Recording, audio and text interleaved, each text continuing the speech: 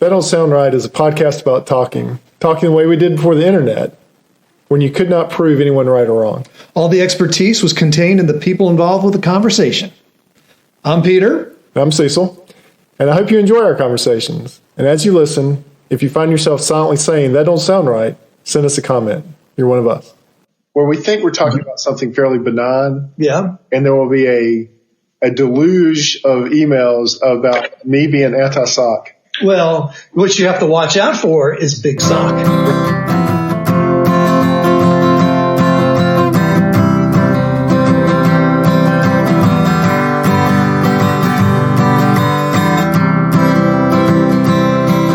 Welcome back to another episode of That Don't Sound Right, a podcast about talking.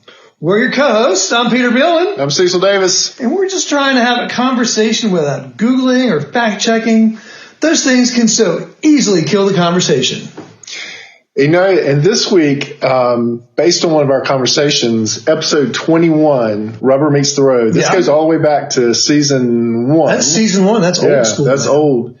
I was listening to an NPR episode. Yeah. And they were talking about how heavier cars cause more damage to the road, and that now the rubber that's coming off the tire is really starting to cause some environmental damage. And so it reminded me of episode 21. We have a more important issue tonight because we have someone in the remote studio tonight. Well, who Scott Spickard. Welcome to the show, Scott. Welcome to the show. Thank you so much. I'm excited to be here. So the reason you're here is you wrote us a letter that contained 3 ideas. Do you remember the letter? Yes, I've got it pulled up right here to refresh my memory. So what were your 3 ideas for a podcast? So we got 3 topics that just fit perfectly with your concept here. So the first one, I've heard from a couple of my friends that wearing socks to bed positively impacts their sleep. I think that just doesn't sound right. Yeah, you got that right. Sound right. Second one, No, I can't do it. Oh, forget about it. Okay, we'll talk about that. All right, what's next? cold showers don't sound right to me.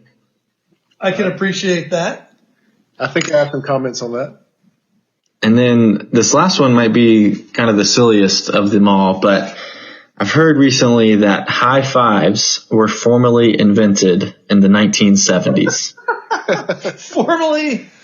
love it. Formally invented. I think I have some thoughts on that too. Do you really? Yeah. Interesting. So, Scott, before we dive into these very good topics, what brought you to That Don't Sound Right? Because I would think our average listener tends to be a little older and more curmudgeonly than you. That's right. Well, yeah, that's a good point. And I think that brings up the fact that older folks are often wiser. So I'm just trying to, start early with listening to the great content that's out there. Scott, get asked back on the podcast. That's fine. Scott obviously was a young man of fine taste and discernment. Let's start with the top one. The top one was socks. Yeah. Wearing socks to bed positively impacts your sleep, is what you said. That's right. So we've got 2 really good friends, Phil and Samuel, and they've both told me that they don't know the science behind this. And in the spirit of the show, we haven't looked it up at all. But they say that if they need a good night's sleep, they wear socks to bed.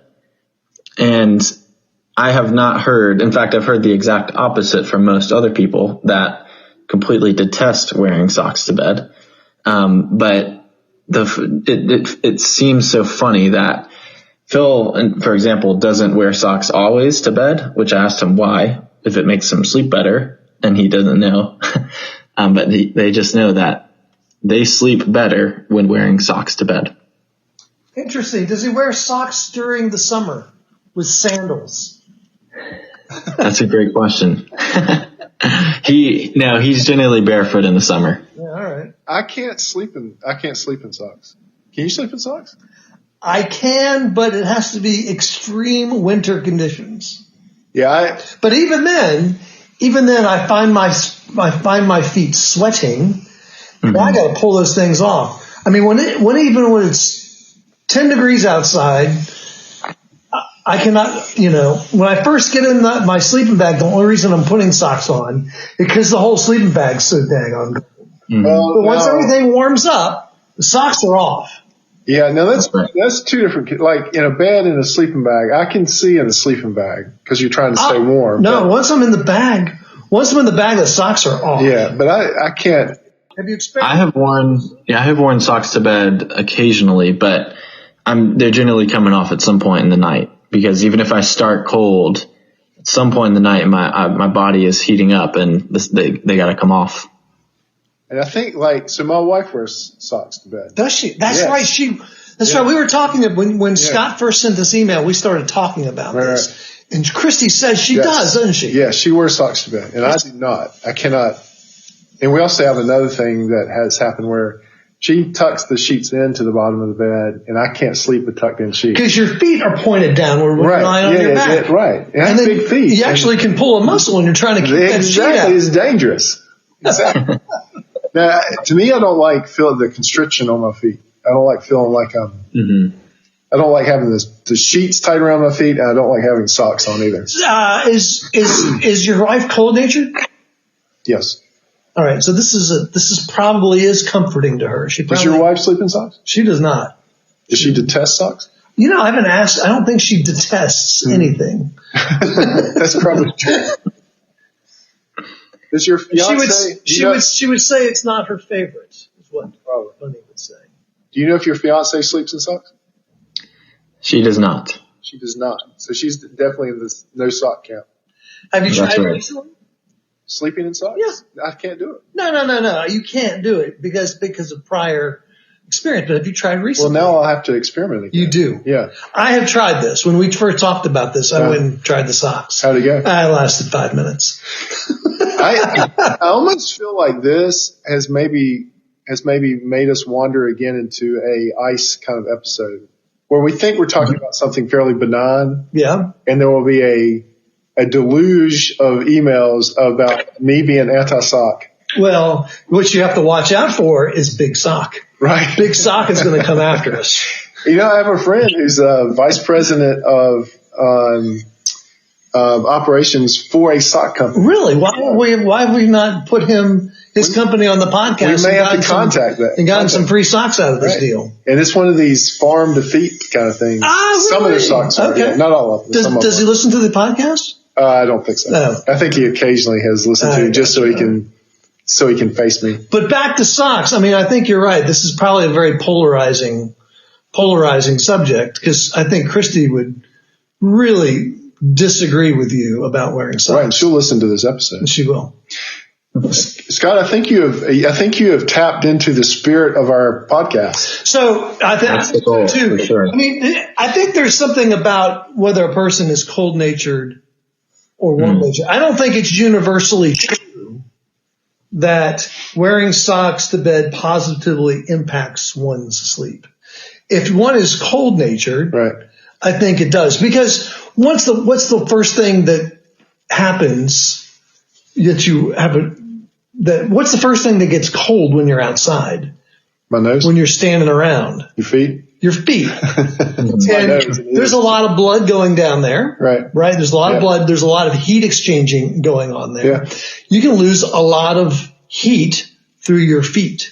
Really? You keep those feet warm. Right. You can keep your core temperature right. And you can keep your core temperature comfortable for whatever comfort you.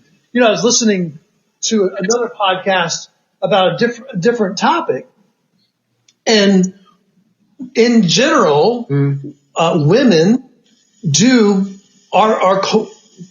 not prefer colder temperatures. Really? Yeah, they're about 2 degrees Celsius warmer. So the average woman prefers a 26 degrees Celsius room. Really? Whereas a man's a 26 degree. It's scientifically data-driven information. That there is a temperature difference. So it doesn't surprise me that Christy would want to wear socks to keep her closer to 26 degrees Celsius. I think we now need to just do a general survey, that don't sound right survey on all the sock wearers out there. Well, we're all sock wearers. Well, all the nighttime sock wearers. All right. So, well, Scott, what's your theory on why? Well, I mean, what's the theory? What's your theory, Scott, on why someone would say this, or what's the physiology behind it? Do you think?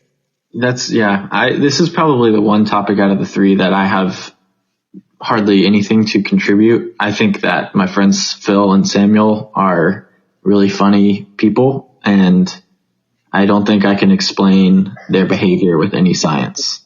I gotcha. Well, let's move on to one of your topics that you feel. Well, I'm not. Are you not done with socks? What about you? What is your theory behind why socks gives people good sleep? I mean, I'm not going to. I'm not going to argue. I'm not going to argue with people that say, "Hey, I sleep better with socks." I dispute that. I dispute the claim that people sleep better. You think Christy would sleep better without socks? Yeah, I think so.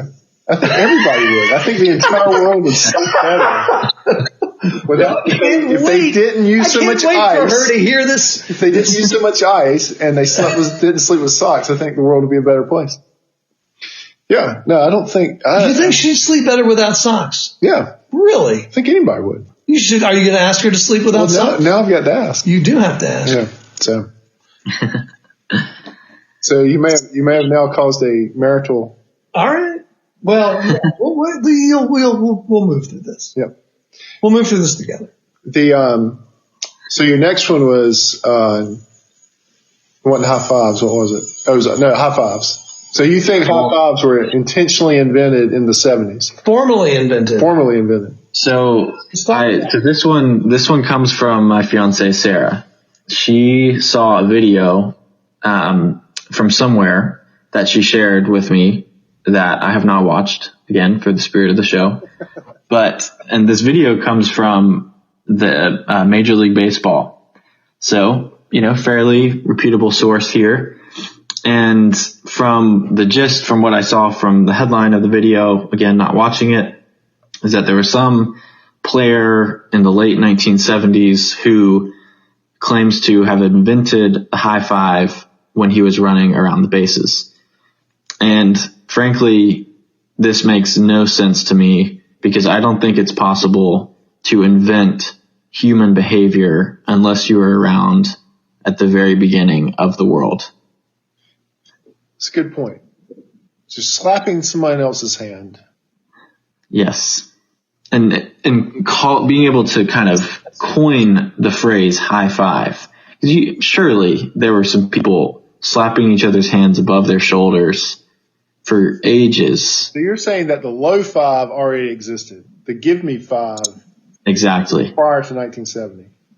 It seems like what was common was the low five, and this baseball player invented the high five, finally raising his hand above his shoulder to make contact. Give me five. Give me some skin. Yeah, give me skin, give me some five, and you slap hands. That's right. I saw it down low.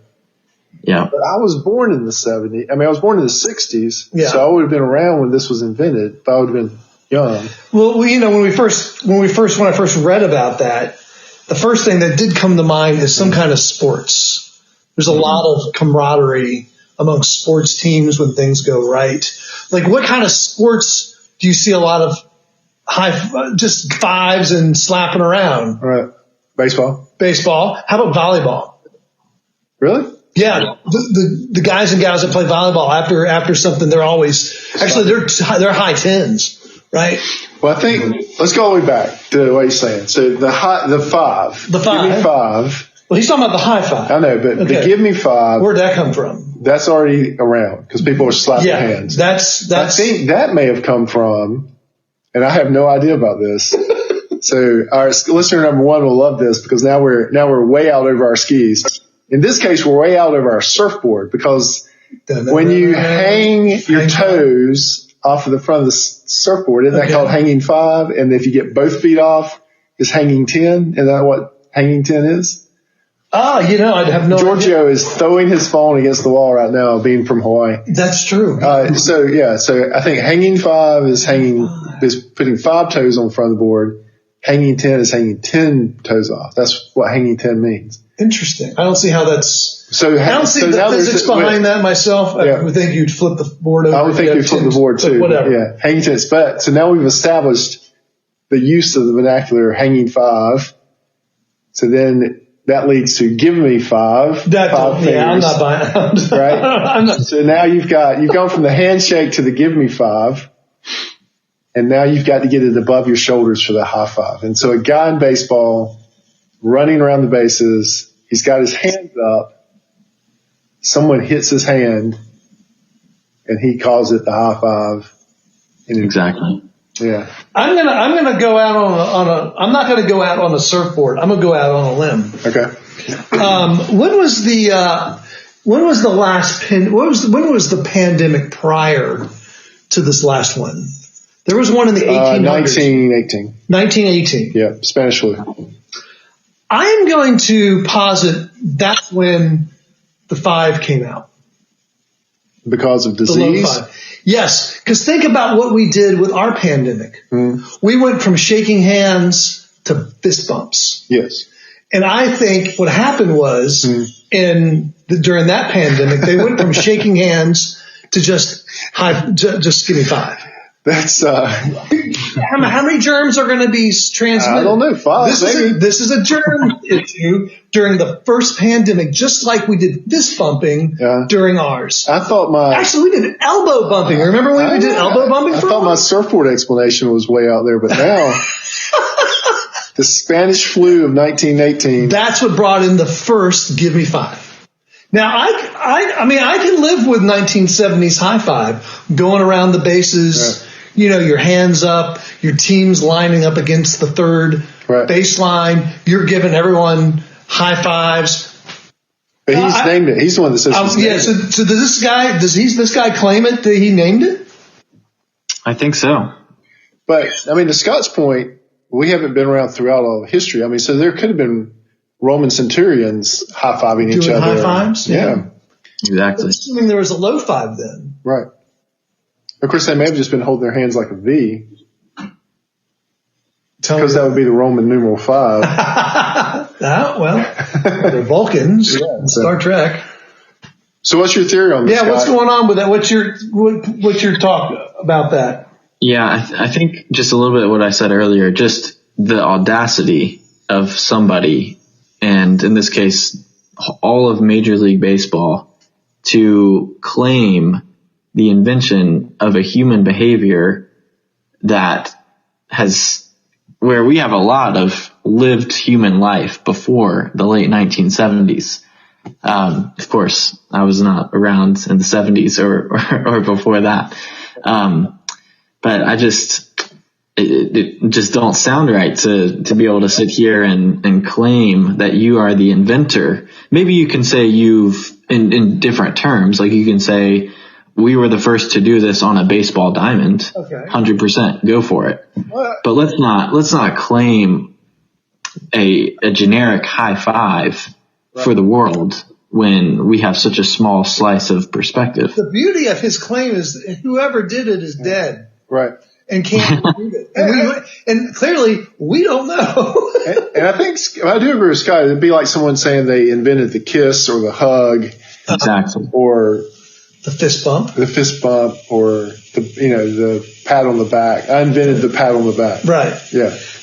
Or, football players, they slap each other on the rear end. Yeah. So that's what you invented. Some football player in the... All right, Scott, I agree with you on that. I think that's a little far to say that someone could invent human behavior. Now, your last thing, I think we'll probably go into another larger episode. We might have to talk about a little of this on another episode. Yeah. But let's talk about it now. By the way, I feel like maybe we'll get an email from Phil and who else? Samuel. And Samuel coming on to refute. We would welcome it. So our email is tdsrpodcast@gmail.com. Yep. But also you can contact us on TDSR Podcast on Instagram. Right. Or message us there. Scott, you have the secret hotline now. So. You do have the secret hotline, text hotline. So now you've got, the last episode, the last topic is cold showers? Tell us about this. All right, cold showers. So this might be the most controversial out of the three, I will say, because I know there's a lot of science behind like ice baths, for example, and just cold water, something earth, our brains and bodies react well to cold water, cold things. I'm not a STEM or science person by any means, so it's all above my head. But my argument for that cold showers don't sound right is that for me, it makes no sense for anybody to choose a cold shower in the morning or at night, like to wake themselves up or to kind of shock their system, versus a nice warm shower that makes you feel comfortable, safe. I've heard some things around, like there's a reason why a lot of people have their best thoughts in a shower. If it's warm water, of course, in my argument here, because of how your body is in a calming state. So you're able to maybe think and have more creative ideas or solve problems to things going on in your life. So my whole argument is around the fact that there's no way it can be any better than a warm shower, because of all the benefits of a warm shower and the pain that comes from a cold shower, and how it cannot be any good. And I can speak from experience. I've tried it a couple times when people say how amazing cold showers are, and I start with the water on cold, and maybe this is just a me thing. I immediately turn it to hot because I cannot stand there in the cold water. I don't like a cold shower, but I actually do take cold showers. You take cold showers? Yes, perfect. That just don't sound right. Do you start off hot and go cold, or do you go right into the cold? Start off hot and go cold. Okay. I finish cold. Do you finish cold? Yeah. How long are you cold for? Not long. But I will take it. I'll also 30 take seconds, 10 seconds, 60 10, seconds? 15 seconds. Okay, all right. But there is a listener out there, I do think, that will take exception to this, because it's one of my cousins who he will go into a cold pool in the winter, like in the morning. Mm. So got to get the blood pumping. I think we should talk more about this. It's interesting, Scott, that when you sent this, since you sent us this email about these three topics, I ended up talking with a friend of mine who's a counselor, and we were talking about some things, and he mentioned talking about cold therapy and how it helps the vagus nerve. Right. And then I was talking with my brother-in-law. We were talking about, I think we were watching a commercial and someone slipped into the cold bath, and I said, "Oh yeah, this listener's talking about cold showers and wondering if that's all, how helpful that really is." Yeah. My brother-in-law sent me a podcast about cold shower? About cold therapy. Cold therapy, right. So not necessarily ice baths, but just cold therapy in general. So I think this would be, because all of it don't sound right. I agree with you, Scott. Cold showers, they are miserable. I think this will be a whole another episode about cold therapy and cold showers. So I think we should go ahead and say, tune in. Tune in for the next. Tune in. So that means that don't sound right, but you've come to the end of another that don't sound right. I will just say I'm really excited to hear all of the comments, the emails that get sent in, and all the other thoughts, because I hope these are thought-provoking and maybe draw in some more younger folks with Phil and Samuel and some of our other good friends. Yeah, we at least have two new listeners, Phil and Samuel. Right. For one episode. That's right. All right. Well, it has been good to have you on here. So what do you do? What do you do for a living? So I live in Raleigh. I work for the North Carolina Courage and North Carolina FC, the professional women's and men's soccer teams here in the Triangle, and I'm on the corporate sponsorship team. So I help fulfill and activate all of our partnerships with our corporate sponsors. No kidding. So if TDSR wanted to be a corporate sponsor of a soccer team, what would it cost us?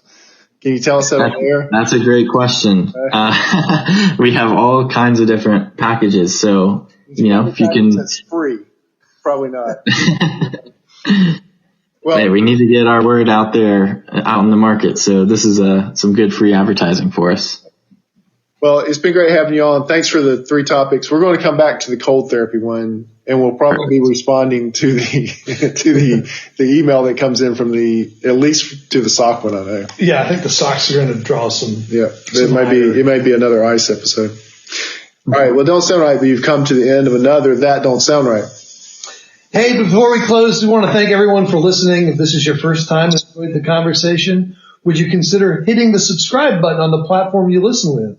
Also, if you're a long-time listener, please give us a rating, leave us a review so others can easily find us and join the conversation. And once again, thanks for being here, Scott. And That Don't Sound Right is a production of, well, before I say that, Wonderfully Made Designs advertises with us, and they are a small business that specializes in custom-made T-shirts and decals. Contact Casey on Facebook at Wonderfully Made Designs 139.14. Use code TDSR10 for 10% off your first purchase. We still got a coupon code. We still got a coupon code. Whoa. That Don't Sound Right is a production of TDSR Podcast in conjunction with Campbell City Studios. I am your co-host and sound engineer, Cecil. Peter is your other host and your web designer. Scott has been our guest tonight. Hey, Scott. Camille is our barista. We have 3 Scotts listening to us now. At least. This Scott and my cousin Scott. Oh, good grief. Emily is our graphic designer. Ella does our IG. Giorgio tests our merchandise and is currently writing an email correcting me about my surfing references. Hang fire. Brent is our international brand ambassador. And as always, listener number 1 is Scott. So until next week, keep talking. And stay curious.